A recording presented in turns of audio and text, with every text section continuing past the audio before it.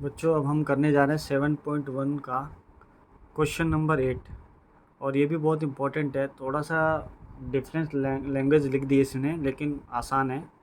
देखो इसमें क्या कह रहा है, पहले ना समझो क्वेश्चन को, पहले समझना सीखना चाहिए। हमें कह रहा है कि find the values of Y की वैल्यू बतानी है। Find the values of Y for which the distance between the points, इन दोनों पॉइंट्स के बीच का डिस्टेंस है 10 यूनिट्स। मतलब जैसे हम कोई डिस्टेंस लेते हैं, मान लो पॉइंट मैंने पी लिया, देखो ध्यान से समझना इसको। ये मैंने पॉइंट लिया पी और ये मैंने पॉइंट लिया क्यू। ये देखो ये पी है और ये क्यू है, इन दोनों को मैंने लिया, इनके नाम है, इनका पॉइंट है, इनके कोऑर्डिनेट है 2 - 3 और 10y। इसको मैंने ऐसे मिला दिया। अब ये कह रहा है कि इन दोनों पॉइंट के बीच का डिस्टेंस ऑलरेडी इसने 10 यूनिट्स दे दिया है। देखो आप खुद देखो, find the value of Y, हमें वाई की वैल्यू पता लगानी है, यानी इसकी वैल्यू पता लगानी है। For which the distance between the points, इन दोनों पॉइंट्स के बीच का डिस्टेंस इज 10 यूनिट्स, यानी 10 यूनिट्स ऑलरेडी गिवन है। तो आप जब डिस्टेंस फॉर्मूला लगाते हो, अगर आप पी क्यू फॉर्मूला लगाते आप डिस्टेंस फॉर्मूला, तो आपको क्या मिलता है? 10 यूनिट्स ही मिलता है, क्योंकि इसने 10 यूनिट्स दे रखा है। तो ऐसे समय पे जब इसने वैल्यू दे दी थी तो हमें पॉइंट्स निकालने के लिए कह रहा है। तो कुछ नहीं करना, आपको फिर से वही पी क्यू लिखना है आपको फिर से, और अपना डिस्टेंस फार्मूला लगाना है आपको। आपका डिस्टेंस फार्मूला आपको पता होगा, x1 - x2 का स्क्वायर प्लस y1 - y2 का स्क्वायर।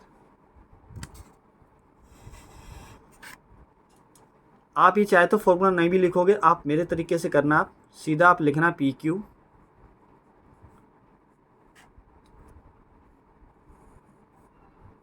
और आपको करना है क्या है, देखो मैंने पहले वाले वीडियो में बताया था कि देखो ये x क्या है, प्लस का है, और ये भी प्लस का है। जब दोनों नंबर प्लस के हो, जैसे प्लस का 2 प्लस का 10, तो इनका माइनस करके लिख दो, यानी 10 - 2, जो नंबर बढ़ाओ वहाँ से माइनस कर दो और स्क्वायर कर दो, प्लस का साइन। अब वाई में ये वाई क्या दिख रहा है आपको? प्लस का दिख रहा है, और ये वाई क्या है? माइनस का दिख रहा है। अब ये प्लस का, ये माइनस का, तो क्या करना है हमें? ऐड कर देना है, यानी y+3 कर देना है और स्क्वायर कर देना है। देखो पी क्यू ऑलरेडी डिस्टेंस कितना दिया हुआ है? 10 यूनिट्स। मतलब ये सारा काम करके, मतलब ये अगर हम सोल्व करते हैं, हमें 10 यूनिट्स ही मिलता। ऑलरेडी इसने यहाँ देखो 10 यूनिट्स दे दिया है, तो पी क्यू के नीचे 10 यूनिट्स आपका आएगा। 10 आ गया, ये थोड़ा सा ऊपर करना पड़ेगा इसको मुझे। अब क्या है, 10 - 2 क्या होता है? 8 का स्क्वायर होता है, और y+3 का स्क्वायर। ये रूट हटाना बहुत ज़रूरी है। तो रूट कभी भी हटता है तो हमें क्या करना पड़ेगा? हमें स्क्वायर करना पड़ेगा। आपको पता होगा जब हम √3 का स्क्वायर करते हैं तो हमें 3 मिलता है, यानी स्क्वायर करने पे मिलता है ना। अगर √x है उसका स्क्वायर करेंगे तो हमें x मिलेगा। इसका मतलब हमें ये रूट हटाना पड़ेगा, तो इसका स्क्वायर करेंगे। तो जब हम यहाँ कुछ करते हैं, अगर हम राइट में करें तो लेफ्ट में भी वो असर पड़ता है। यानी अगर यहाँ स्क्वायर कर रहे हो तो यहाँ भी करना पड़ेगा। अगर यहाँ किसी नंबर से मल्टीप्लाई कर रहे हो तो आपको यहाँ भी करना पड़ेगा। अगर यहाँ किसी नंबर से पूरा डिवाइड करो तो यहाँ भी करना पड़ेगा। जैसे तराजू होता है, उसमें जैसे 5 सेब हैं, और इधर जैसे देखो ये तराजू है आपका बेटे, ध्यान से समझो। अगर यहाँ पे भी 3 आपके लड्डू हैं और यहाँ भी 3 लड्डू हैं, और अभी ये बैलेंस है, अभी मान लो बैलेंस है ये, ठीक है। अगर यहाँ से एक लड्डू मैं हटा दूँ तो ये क्या होगा? ये भारी हो जाएगा, नीचे आ जाएगा। और मैं आपको बोलूँ कि अब मुझे बराबर करना है, तो आप क्या करोगे? या तो एक लड्डू फिर से इसमें डालो, या आपने यहाँ से एक हटाया तो एक लड्डू आपको यहाँ से बैठाना पड़ेगा, तभी बैलेंस बनेगा। तो वहीं पे है, तो वही चीज़ यहाँ लागू होती है। बिल्कुल वैसे ही नियम है यहाँ पे, कि यहाँ अगर कुछ छेड़छाड़ करोगे तो आपको यहाँ भी करना पड़ेगा सेम तरीके से। तो चलो स्क्वायर कर देते हैं हम। तो यहाँ पे तो ये 10 का स्क्वायर हो जाएगा, और यहाँ पे रूट हट जाएगा और यही रहेगा। तो 8 का स्क्वायर क्या होगा? 64 होगा, और y+3 का स्क्वायर ऐसे ही रहने दो। इसको होल स्क्वायर लेने की जरूरत नहीं है, मैं बताऊंगा क्यों नहीं लेना। देखो 10 का स्क्वायर क्या होता है? 100 होता है, और ये क्या हुआ? 64, और ये y+3 का स्क्वायर। 64 इधर ला के माइनस कर दो,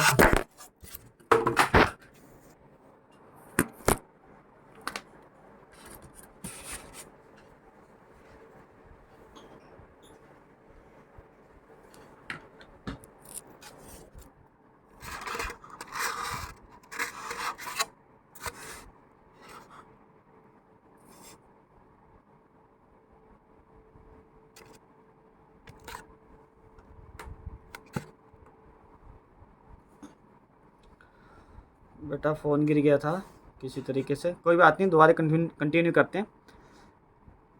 64 इधर आके माइनस हो जाएगा, तो 100 माइनस 64 हो जाएगा, ठीक है। और y प्लस 3 का स्क्वायर होगा।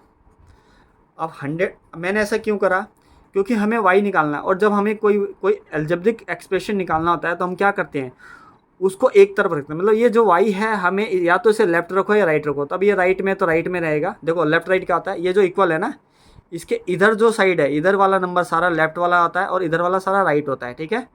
तो ये भी राइट में y मेरा, तो y इसको राइट में रहने देते हैं। जितने नंबर है उनको हम क्या करेंगे, इस तरफ करेंगे। तो इस तरफ करने के टाइम क्या होता है, साइन बदल जाते हैं। जैसे प्लस का 64 है, इतना तो पता होगा आपको, इधर आके क्या हो जाएगा, माइनस का 64 हो जाएगा। तो यहाँ क्या बचेगा, y प्लस 3 का स्क्वायर बचेगा।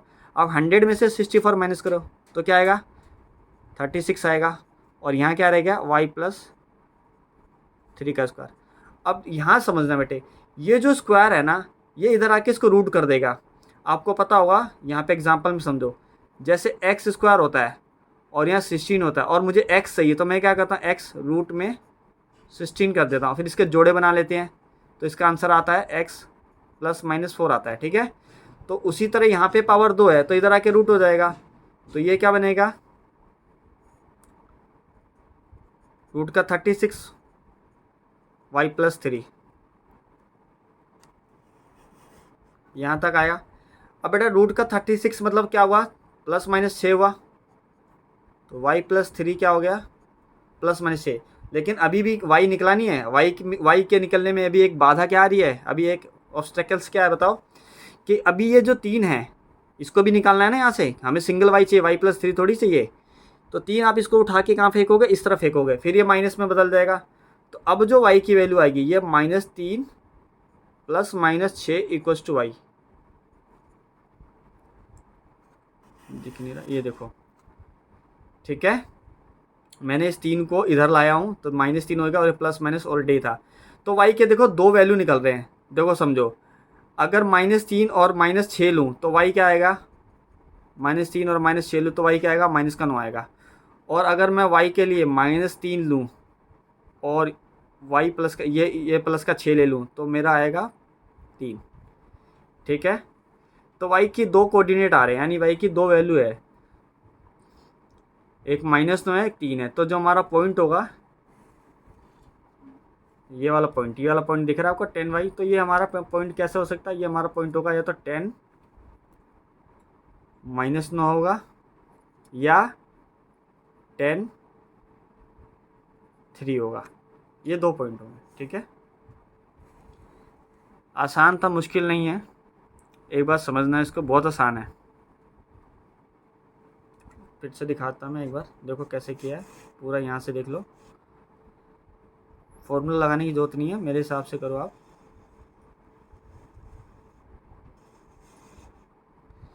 यहाँ पे बस थोड़ा ध्यान देना कि स्क्वायर कर, इसको रूट कर देगा यहाँ पे। मैं चाहता इसको एक्सपेंड करके निकाल देता, फिर क्वाड्रिक इक्वेशन बन जाता, फिर क्वाड्रिक इक्वेशन अब सोल्व थोड़ा मुश्किल हो जाता है कर पाना,